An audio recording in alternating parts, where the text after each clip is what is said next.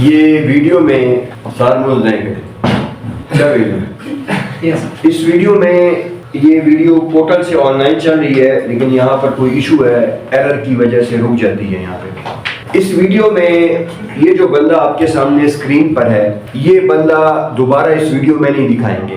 इसकी फैमिली दिखाएंगे, इसकी वाइफ दिखाएंगे जो कि मुख्तलिफ जगहों पर जॉब करती है। गर्मी, सर्दी, बारिश ये जाती है काम के लिए, क्योंकि इसका हस्बैंड मौजूद नहीं है। ये बंदा कहाँ गया?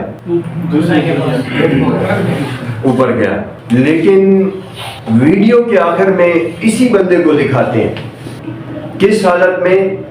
कोमा की हालत में। पिछले 6 महीनों से ये कोमा में पड़ा हुआ है। तो इसका शुमार ना जिंदा लोगों में होता है ना मरे हुए लोगों में होता है। तो कहने का मकसद ये है कि सेफ्टी ना हो तो ये भी हो सकता है, इस तरह का मामला भी हो सकता है। मेरी बात समझ आ गई? तो भाई सेफ्टी को मैनेज करना क्यों जरूरी है?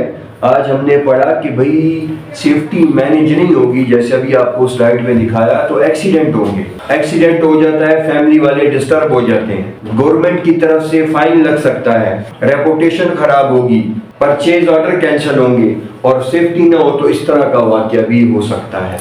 मेरी बात समझ आ गई? एक दूसरी वीडियो है, वो मैं आपको बाय पार्ट्स दिखाता हूँ। ये देखिए जी, इसमें ये एक रियल वाकया है। कैरेक्टर का नाम है जी माइक। ये है जी माइक साहब। माइक साहब जैसे पाकिस्तान में वागडा का इदारा है, ये यूके में एरो कंपनी में काम करता था। इस पे स्टोरी क्यों बनाई है? क्योंकि ये डॉक्यूमेंट्री क्यों बनाई है कि क्योंकि ये हादसे के दौरान, एक हादसे में इसका एक हाथ और एक पाँव जल गया था सेफ्टी ना होने की वजह से। तो बताया गया है कि भाई इसने कितनी तकलीफ गुजारी और बाद में इसका हाथ और पाँव काटना पड़ गया। तो उस तकलीफ को, उस प्रेशर को इस वीडियो में वो बता रहे हैं। मेरी बात समझ आ गई? जैसे कि ये काम कर रहा था, काम के दौरान हादसे में एक वाकया हुआ जिसमें ये इसका हाथ और पाँव जल गया फुली।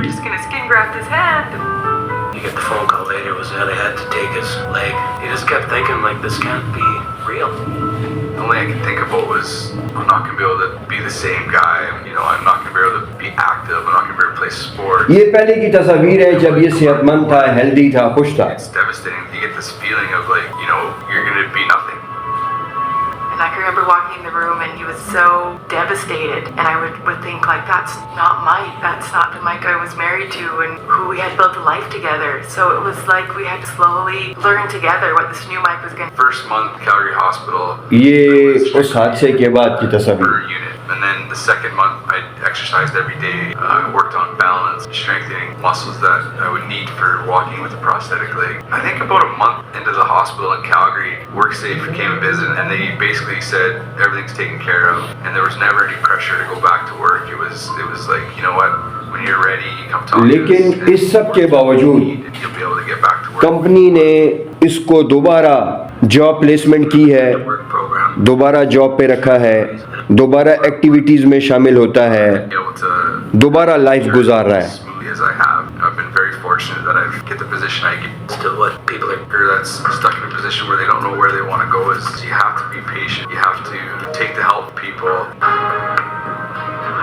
भाई there are 3 key reasons to manage safely. हम सेफ्टी को मैनेज करते हैं, ये हमारी मॉरल रिस्पॉन्सिबिलिटी है, ये हमारी इखलाकी जिम्मेदारी है। मॉरल मतलब इखलाकी जिम्मेदारी। मेरी, आपकी, हम सब की इखलाकी जिम्मेदारी है कि एक बंदा हमारे पास आता है, सेहतमंद है, ठीक है, वो बीमार होकर, माजूर होकर, जख्मी होकर ना जाए। समझ आ गई? हमारी लीगल रिस्पॉन्सिबिलिटी है कि भाई हमारे साथ जितने भी लोग साइड पे हैं उनका हम ख्याल रखें। कानून बने हैं, पूरी दुनिया में कवानीन है। अक्सर स्टूडेंट के माइंड में एक क्वेश्चन आता है, सर दुनिया में सेफ्टी के कवानीन कब स्टार्ट हुए? दुनिया में सेफ्टी के कवानीन वैसे 1970 में सबसे पहला कानून आया है। कब? कहां पर आया है? यूएसए में।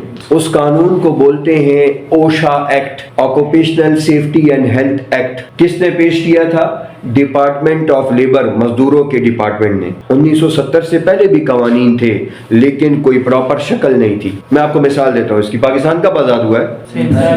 1947। पाकिस्तान का आईन कब आया है? पहले 56 में आया है। वेरी गुड, वो कलअदम हो गया था। अब 73 वाला आईन चल रहा है। तो इसका क्या मतलब है? पाकिस्तान आजाद हुआ 47 में, आईन आया जी 73 में। 73 के मुताबिक आजकल कवानीन सारे चल रहे हैं। तो 47 से 73 तक कोई कानून नहीं था पाकिस्तान में? भाई था, कोई प्रॉपर शक्ल नहीं थी। इस तरह भाई दुनिया में 1970 से पहले भी कवानीन थे, लेकिन कोई प्रॉपर शक्ल नहीं थी। तो दुनिया में सबसे पहला जो कानून आया है वो कहां पर आया है जी? यूएसए में आया है। दुनिया में दूसरे नंबर पे जो कानून आया है वो आया है यूके में, जिसको कहते हैं हसवा या हसावा। हसवा से बनता है health and safety work act. Health and safety work act कहां पर आया जी? यूके, इंग्लैंड में आया है। पाकिस्तान किस कानून को लेके चल रहा है? जब इंडिया पाकिस्तान एक साथ थे, जिसे बड़े सगीर कहते थे, उस टाइम 1934 में एक छोटा सा कानून आया था, पाकिस्तान उसको लेकर चल रहा है। वो एक अलग बात है कि पिछले 10 सालों में पाकिस्तान में हेल्थ एंड सेफ्टी पे अच्छा खासा काम हुआ है। अब जितनी भी अच्छी ऑर्गेनाइजेशंस हैं जो भी हेल्थ एंड सेफ्टी स्टैंडर्ड्स को फॉलो कर रही हैं, आपको नजर आएंगी कुछ ना कुछ हद तक सेफ्टी नजर आएगी। यहाँ पे अच्छे अच्छे प्रोडक्ट्स में अल्हम्दुलिल्लाह हमारे स्टूडेंट्स हुए। मेरी बात समझ आ गई? तो भाई हमारी मॉरल रिस्पॉन्सिबिलिटी है सेफ्टी को मैनेज करना, हमारी लीगल रिस्पॉन्सिबिलिटी है सेफ्टी को मैनेज करना, और हम सेफ्टी को मैनेज इसलिए भी करते हैं फॉर फाइनेंशियल पर्पस। पैसे बचे, पैसे क्यों भाई? पैसे क्यों बचे? जब कोई हादसा होता है तो पैसे लगते हैं। पैसे लगते हैं ना? पैसे दो तरह के लगते हैं, डायरेक्ट कॉस्ट भी लगती है, इनडायरेक्ट कॉस्ट भी लगती है। डायरेक्ट कॉस्ट भी लगती है, इनडायरेक्ट कॉस्ट भी लगती है। डायरेक्ट कॉस्ट क्या है? जो डायरेक्ट हादसे से लिंक होती है और पैसों की सूरत में आप उसको गिन सकते हो। मिसाल के तौर पे एक बंदा जख्मी हो गया, आपने उसको फौरन फर्स्ट एड दी। जैसे स्कूल कॉलेज में डिस्पेंसरी होती है, ऐसे आपकी कंपनी में फर्स्ट एड वाले होते हैं। अब इस पे जो पैसे लगे, अब गिन सकते हो ना कितने पैसे लगे। हॉस्पिटलाइज किया, उसके घर उसकी तनख्वाह भिजवा रहे हैं, मेडिकल कॉस्ट लग रही है, ये सारी डायरेक्ट कॉस्ट है, हादसे से लिंक है। एक होती है इनडायरेक्ट कॉस्ट, जो हादसे से लिंक नहीं होती, इनडायरेक्टली पैसे जाते हैं, ज्यादा जाते हैं। जैसे भाई हादसा हुआ, एक बंदा खून में लथपथ पड़ा है, 50 बंदों ने देखा, अब सबका काम करने का मोराल जज्बा डाउन हो जाएगा। अब नुकसान हो रहा है लेकिन पैसों की सूरत में नजर नहीं आ रहा, बहुत हो रहा है। मेरी बात समझ आ गई? इनडायरेक्ट कॉस्ट कहते हैं। रेपुटेशन कंपनी की अलग खराब होगी, पब्लिक इमेज अलग खराब होगी, भाई काम वाम रुकेगा तो क्लाइंट भी खफा होगा। इनडायरेक्टली नुकसान, डायरेक्ट नुकसान, इनडायरेक्ट नुकसान। यहां तक सबको क्लियर है? इसमें कोई चीज ना समझ आ रही हो तो बिला झिझक पूछे। सबको क्लियर है? अच्छा जी, हम पढ़े हैं सेफ्टी की अहमियत के बारे में, और इस हवाले से एक छोटी सी एक और स्लाइड है जिसमें आपको सेफ्टी की अहमियत का और अच्छे तरीके से पता चलेगा। मैं आपको हिस्ट्री के पास्ट के कुछ ऐसे वाक़यात बता रहा हूँ जिसमें एक्सीडेंट की तादाद बड़ी ज़्यादा थी, मरने वालों की तादाद बड़ी ज़्यादा थी, और पैसों का भी बड़ा नुकसान हुआ है सेफ्टी ना होने की वजह से। सबसे पहले पाइपर अल्फा 1988 में एक वाक़या हुआ था। एक ऑयल प्रोडक्शन कंपनी की एक रिग था, यहाँ पे एक पाइप को चेंज किया गया, और जब पाइप चेंज किया तो गो थ्रू कर दिया, मुंगा पकड़ो के वर्ता वही चिबलदावटी की। उसकी वजह से एक धमाके में 167 लोग इस जगह पे मौजूद थे, वो मर गए। साथ साथ $1 अरब का नुकसान हुआ है इस कंपनी को, जो कि पाकिस्तानी आजकल 285 अरब रुपए बनते हैं। 10% यूके की जो ऑयल प्रोडक्शन थी वो यहाँ से थी, वो खराब हुई है सेफ्टी ना होने की वजह से। मेरी बात समझ आ गई? दूसरा बड़ा वाकया चेरनोबिल, रशिया में एक एटॉमिक रिएक्टर था 1986 में। उसमें ब्लास्ट की वजह से, उसके इम्पैक्ट की वजह से कहते हैं हजारों केसेस, 100-200 नहीं, हजारों कैंसर के केसेस थे और 10 से 15 हजार लोगों की अमवात हुई थी सेफ्टी ना होने की वजह से। तीसरा बड़ा वाकया, इस पे तो डॉक्यूमेंट्री भी बनी है, भोपाल एक्सीडेंट, कभी यूट्यूब पे सर्च कीजिएगा भोपाल एक्सीडेंट। भोपाल इंडिया में एक शहर का नाम है, वहां पे एक मच्छर मार दवाई बनाने वाली कंपनी में 1984 में कहते हैं गैस लीकेज की वजह से हजारों लोग मरे हैं और कहते हैं कोई 40 से 50 हजार लोग मोहलिक बीमारी का शिकार हुए हैं। इवन जो बच्चे पैदा होते थे वो भी बीमार पैदा होते थे, सेफ्टी नहीं थी इस वजह से। शिकागो यूएसए में आग लगी थी, 9 किलोमीटर का एरिया जल गया था, आप कह सकते हैं यहाँ से हैदराबाद तक भाई 1871 में, और लाखों लोग बेघर हुए थे, सेफ्टी नहीं थी इस वजह से। भाई पाकिस्तान का वाकया, अली इंटरप्राइजेस कराची, एक गारमेंट्स की कंपनी थी, वहां पर आग लगी है, सारे लोग भागे हैं इमरजेंसी डोर की तरफ, जिसे फायर एग्जिट डोर भी बोलते हैं, वो ब्लॉक था। यहाँ पे लिखा है कि 289 पीपल, लेकिन 600 से 700 मजदूर जलकर शहीद हुए हैं, सेफ्टी नहीं थी इस वजह से। इसलिए हम हमेशा कहते हैं कि भाई safety first, safety always, safety first, safety always. आपको मैंने सेफ्टी के बारे में कल बताया था कि भाई सेफ्टी क्या चीज है। सेफ्टी सिंपल, आपको एक फार्मूला मैंने सिखाया था कि PPPE, ये फार्मूला याद कर लें। ये ना हो कि आपसे कोई डेफिनेशन पूछे तो आप आगे से बोल रहे हो PPPE, नहीं, ये फार्मूला सिखाने के लिए है। आपने इसके अंदर की बात बोलनी है, to provide protection to the people, property and environment is called safety. To provide protection to the people, property and environment is called safety. ये कल ऑलरेडी हमने डिस्कस किया था। ये आप सेफ्टी को ऐसे भी डिफाइन कर सकते हो कि safety is to provide risk free environment to the people and to the organisation. Safety का मकसद ये है कि प्रोवाइड करे लोगों को रिस्क फ्री एनवायरनमेंट, जिसमें खतरे का चांस ना हो लोगों को और कंपनी को। मेरी बात समझ आ गई? यहाँ तक किसी को कोई मसला है तो पूछें जी। अच्छा जी, हमने कहाँ तक पढ़ा? हमने पढ़ा जी मॉरल, लीगल, फाइनेंशियल तक। क्लियर? अच्छा जी, what is your role in influencing managing safety? आप सेफ्टी वाले बन गए हैं, आपका क्या असर होगा सेफ्टी को ठीक करने पे? तो भाई ज़हन में रखें, आप रिस्पॉन्सिबल हैं, आप फ्रंट पे हैं तो आप रिस्पॉन्सिबल हैं। सेफ्टी के जितने भी मामलात होंगे उसकी जिम्मेदारी आपकी, उसकी जिम्मेदारी लाखों रुपए तनख्वाह ऐसी नहीं मिलती, जिम्मेदारी आपको दी हुई होती है। आप रिस्पॉन्सिबल भी हैं और आप अकाउंटेबल भी हैं, आप जवाबदेह भी हैं। आपसे ही पूछा जाएगा सेफ्टी के मामले में। आपने क्या करना है? सेफ्टी का कल्चर डेवलप करना है। यहाँ पे एक लफ्ज आएगा सेफ्टी कल्चर। कल्चर जानते हैं? कल्चर किसे कहते हैं?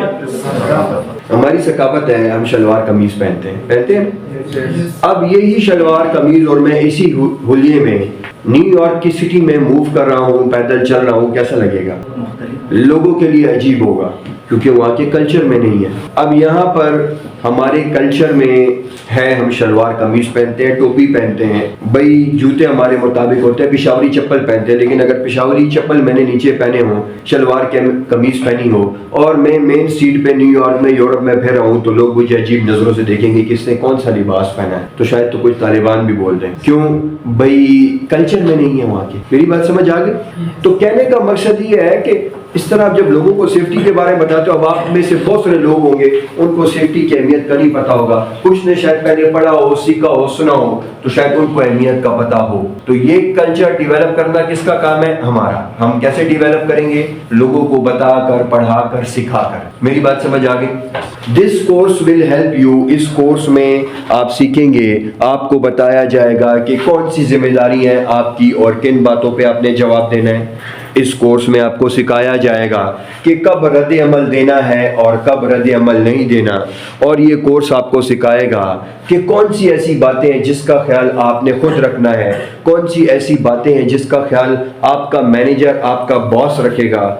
इस कोर्स में आपको इंशाल्लाह डिटेल से सिखाया जाएगा। अभी आपको कुछ फिगर्स बता रहे हैं। क्विज कहते हैं सवाल जवाब को। इस सवाल जवाब में आपको बताएंगे कि दुनिया में कितने लोग हर साल मरते हैं सेफ्टी की वजह से, कितने लोग बीमार होते हैं, कितने लोग माजूर होते हैं। ये बताने का मकसद ये नहीं है कि आप ये याद कर लो पेपर में आएगा, नहीं, ये बताने का मकसद है कि आपको सेफ्टी की अहमियत का पता चले। हमारा पहला मॉड्यूल, पहला टॉपिक आपको सेफ्टी की अहमियत समझाता है। जैसे अब कल से जो हम पढ़ेंगे वो प्रैक्टिकल काम है, कल से जो हम पढ़ेंगे वो सारा प्रैक्टिकल है, साइड की बातें हैं सारी, वो भी आयुष के अंदर ही पढ़ेंगे, आपको और अच्छे तरीके से समझ आएगा। तो भाई क्वेश्चन आंसर, दुनिया में हर साल कितने लोग मरते हैं काम के दौरान डायरेक्ट हादसे में या बीमार होकर? भाई 2.3 मिलियन, 1 मिलियन में होते हैं 10 लाख, यानी दुनिया में हर साल 23 लाख लोग डायरेक्ट हादसे में या बीमार होकर मरते हैं सेफ्टी ना होने की वजह से। पूरी दुनिया में कितने जानलेवा हादसे होते हैं? फैटल एक्सीडेंट कहते हैं, जानलेवा हादसे होते हैं सिर्फ कंस्ट्रक्शन साइट पे, जिसमें जान जाने का खतरा होता है। सिर्फ कंस्ट्रक्शन साइट पे 60,000 बुरे हादसे होते हैं। पूरी दुनिया में भाई कितने लोग मरते हैं कैंसर हो जाने की वजह से? सेफ्टी मेजर्स ठीक नहीं होते, वो बीमार हो जाते हैं काम के दौरान। तकरीबन 6,67,000। भाई यूरोप में सिर्फ कितने लोग मरते हैं किस वजह से? कैंसर हो जाने से।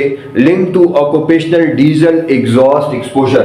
जैसे यहाँ पे लफ्ज इस्तेमाल हुआ है डीजल का, पेट्रोल डीजल हम गाड़ियों में इस्तेमाल करते हैं चलाने के लिए, इस तरह इंडस्ट्री में डीजल इस्तेमाल होता है मशीनों को चलाने के लिए। तो लोगों को नहीं पता कि इससे जो धुआं निकलता है वो लंग्स कैंसर का बाइस बनता है। तो सिर्फ यूरोप में 4,500 लोग मरते हैं।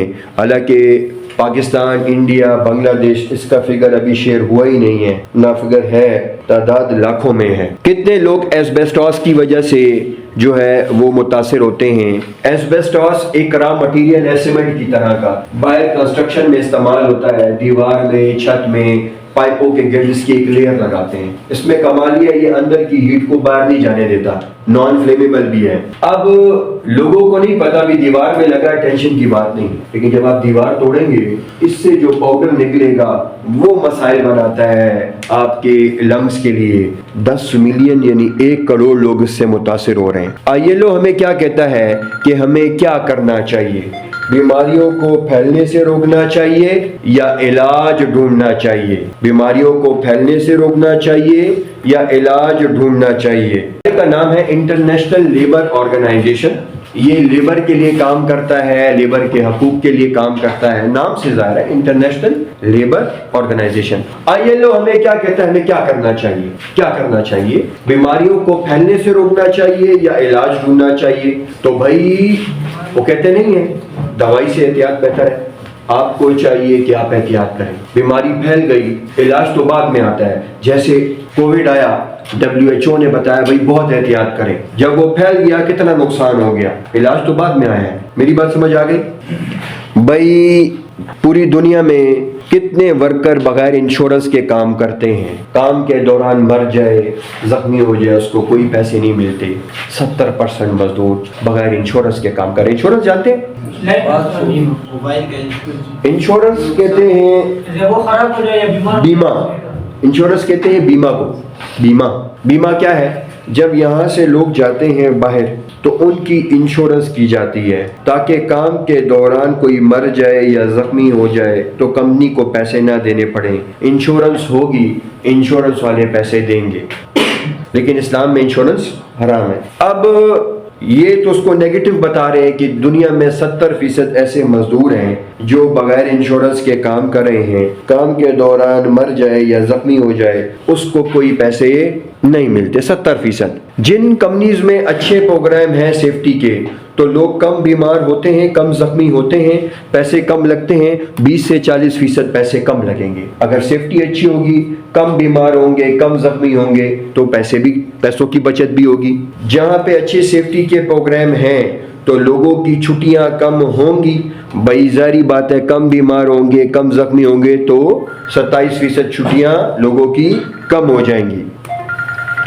जिन कंपनीज में अच्छे सेफ्टी के प्रोग्राम हैं तो वहाँ पे एक्सीडेंट से बचाव कम होता है, यदि एक्सीडेंट कम होता है, जाहिर बात है सेफ्टी के अच्छे प्रोग्राम हैं तो 70% एक्सीडेंट ऑटोमेटिकली कम हो जाएंगे। Managing health and safety gives you a helping hand with your other responsibility. Safety अच्छी है, आपका नाम अच्छा होगा, आपकी रेपुटेशन अच्छी होगी। सेफ्टी अच्छी है, प्रॉफिट भी ज्यादा होगा क्योंकि कोई लॉस नहीं होगा। सेफ्टी अच्छी है तो भाई आपके पैसे भी बचेंगे, इंश्योरेंस भी ज्यादा नहीं करवानी पड़ेगी और लोग आपके साथ खुश होंगे, हैप्पी होंगे क्योंकि उनकी जान और माल का तहफ़्फ़ुज़ होगा। तो भाई अपने बिजनेस को हेल्दी रखो, सेफ रखो। कैसे? जब भी काम करो सेफ्टी के बारे में सोच के काम करो, प्लानिंग के साथ। जब भी काम करो सेफ्टी के बारे में लोगों को बताकर काम करो, बातचीत करो और जब भी काम करो सबको अच्छे बिहेवियर के बारे में बताओ। बिहेवियर बात करने का तरीका, डील करने का तरीका। बिहेवियर में छोटी छोटी चीजें आती हैं, रेडी रहें। ये बिहेवियर ठीक था, उसको लग सकती थी ना, बैड बिहेवियर था ना, तो जरूरी नहीं है कि आपके चेहरे पे मुस्कुराहट और आप ऐसे मार दें। कैसे देना चाहिए? ये हो गया जी अच्छा बिहेवियर। तो सेफ्टी में हम बिहेवियर के बारे में भी गाइड करते हैं क्योंकि बाज़ औक़ात छोटी छोटी चीज़ों से बड़े बड़े हादसे होते हैं। नहीं मार रहा है, समझ आ गई?